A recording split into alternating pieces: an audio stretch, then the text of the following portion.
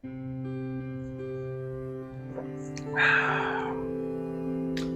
afternoon, everyone.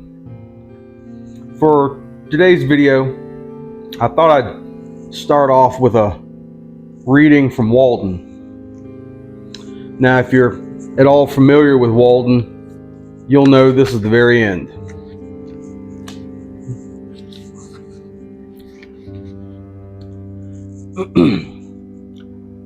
There is an incessant influx of novelty into the world, and yet we tolerate incredible dullness.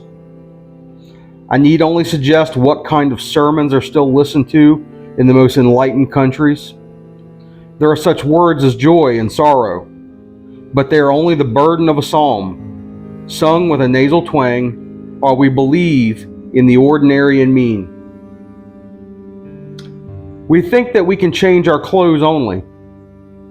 It is said that the British Empire is very large and respectable, and that the United States are a first-rate power.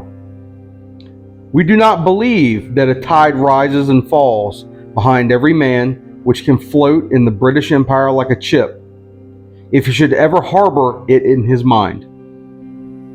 Who knows what sort of 17-year locust will next come out of the ground? The government of the world I live in was not framed, like that of Britain, in after-dinner conversations over the wine. The life in us is like the water in the river.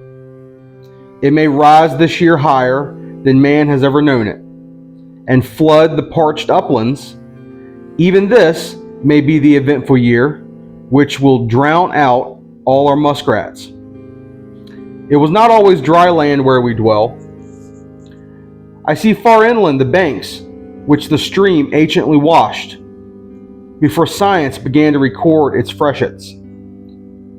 Everyone has heard the story, which has gone the rounds of New England, of a strong and beautiful bug which came out of the dry leaf of an old table of apple tree wood, which had stood in a farmer's kitchen for 60 years, first in Connecticut and afterward in Massachusetts, from an egg deposited in the living tree many years earlier still, as appeared by counting the annual layers beyond it, which was heard gnawing out for several weeks, hatched perchance by the heat of an urn. Who does not feel his faith in a resurrection and immortality strengthened by hearing this?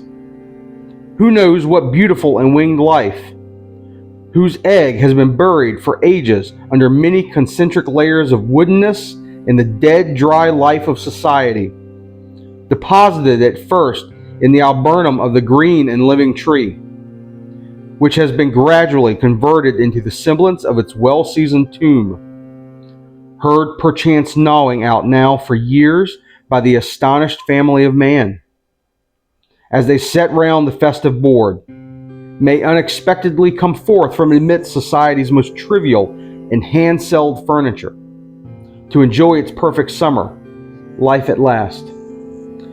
I do not say that John or Jonathan will realize all this, but such is the character of that morrow which mere lapse of time can never make to dawn. The light which puts out our eyes is darkness to us. Only that day dawns to which we are awake. There is more day to dawn. The sun is but a morning star. You know, I've grown to love Walden by Henry David Thoreau more and more as I get older. And I think I understand a little bit of it more and more every time I read it. What he's trying to say in that final part of his writing is that there is a potential, not just in nature, not just in a bug emerging from a tree many years after it was deposited there, but there's a potentiality in everything. Tomorrow always comes, and we don't know from where some wonderful new thing is going to emerge. It could be you. It could be me. There could be something deep-seated in someone that they are not even aware of that will one day find its warm urn to awaken it and draw it forth from its tomb and bring it into the world. I've spent all my life trying to figure out what my potential is, and I still haven't found it. But I know there's something in there. And I think there's something in each of us. And many of us find it. We discover our purpose and why we're here in this world. But for many, finding that potential, it's like that bug that Thoreau was talking of.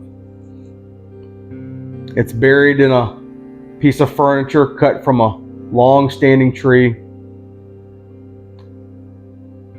And it's a miracle it even emerges at all. And for many, it won't. That's probably one of the greatest sadness-inducing events, is for someone to go their whole life and never awaken their potential, never find their purpose. The unawakened chrysalis of man, crushed by everything around it. Uncaring Mother Nature, whom we owe a lot to, but is also a cold mistress.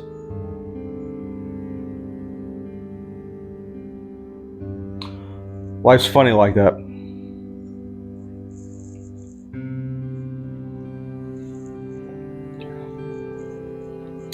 I suppose my point is, in the people we come across in our life,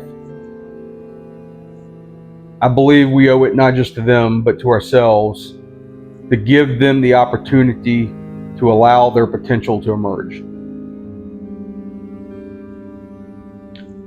A person's inner treasure that is suppressed and prevented from becoming something wonderful is a true death. It is the loss of all that makes us human, and it is an unnecessary sacrifice. If we lived in a perfect world, every person's potential would be allowed to appear. But we don't live in that world. And whether that's because of the random chaos of our universe, or if it's because God designed it that way, I do not know.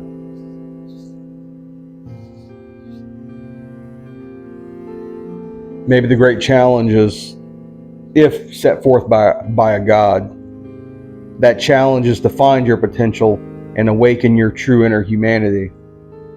And you have to go through untold trials and tribulations to get there. As to if it's due to some wild chaos algorithm because of biology or cosmology or physics, I don't know. I don't have any of the answers. But I have lots of questions. And I think we all do. So, keep Thoreau's words in your head. Know that there's people in your life that have not had their true potential awaken and burst forth. They're still waiting on that tomorrow, and hopefully it's coming. But we just have to give them the chance. I thought I'd finish today's video with a second reading. A video with two readings. That's a first. But I'm going to read you another piece here. This is from George Eliot's Romola, one of her lesser spoken about works, but just as amazing as everything else that she wrote. It's just one line, but it's a powerful line that I've always enjoyed. She writes, "No soul is desolate as long as there is a human being for whom it can feel trust and reverence."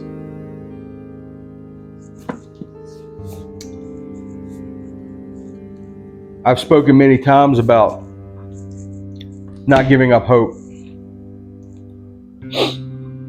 And I firmly believe that.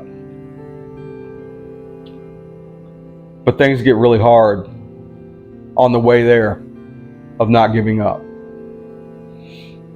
And one of the simplest things you can do, and this ties in with why I spoke about Walden, one of the simplest things you can do to allow a person's potential to emerge is give them a reason to have faith in you and to believe. And their soul will be kept from desolation. Because as long as someone has one person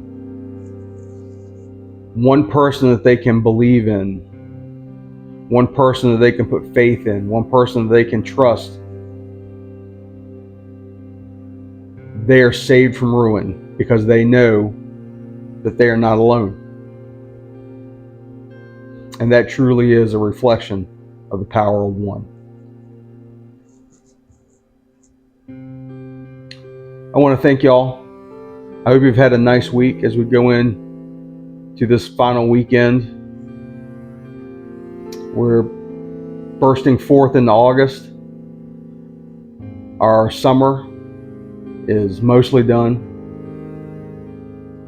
In a few weeks' time, we'll start seeing hints of the beginnings of fall. Our nights will start to cool into the 60s. We'll start to get a taste of the Christmas that's to come. And boy, do I love that crisp air. Anyway, wishful yearnings for the fall ahead. It is my favorite time of year. Anyway, thank y'all for stopping by. I hope you had a nice July, and I'll see you again real soon.